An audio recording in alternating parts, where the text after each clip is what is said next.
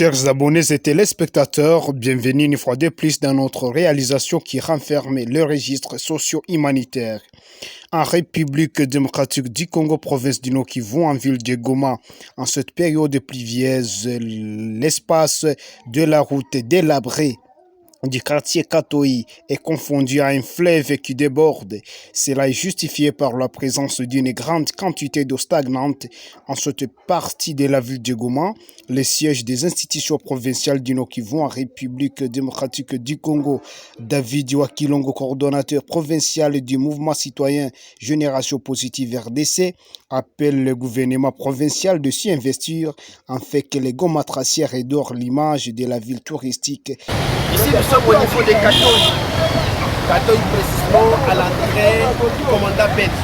Vous vous souviendrez avec moi qu'il y a un certain moment que les gouverneurs partants, le gouverneur Constant Ndima, avait amené des gens de l'office des routes ici pour qu'ils puissent construire cette route. Ils ont même fabriqué un puits perdu, là où je montre quand même ma main, il y a un puits perdu ici. Mais le problème c'est que depuis qu'on a terminé à construire cette route, mesdames, messieurs, regardez ce qui vient d'arriver. C'est toute une route qui s'est transformée en une rivière, c'est tout un lac. Les motards ont des difficultés, les tchigoudères ont des difficultés, même le taximen ont des difficultés. Ce qui nous fait encore peur de plus, parce que nous allons encore perdre ce petit goudron qu'on nous a mis ici il y a quelques semaines. C'est pourquoi nous sommes en train d'interpeller les autorités compétentes de la ville, le maire de la ville, le gouverneur Thierry Mwami. Venez construire ce puits perdu que votre prédécesseur a laissé, afin de permettre aux habitants de Katoi d'évacuer librement à ces occupations. Il y a des maisons ici, des parcelles qui sont déjà en danger à cause de cette eau stagnante qui menace les parcelles, qui empêche les passants de faire bien leurs occupations. Je pense, mesdames, messieurs, monsieur le gouverneur, que vous êtes en train de faire beaucoup de choses bonnes dans la ville de Goma. Réhabilitons ensemble encore une fois ces puits perdus ici et la route va rester libre, surtout lorsqu'il pleut.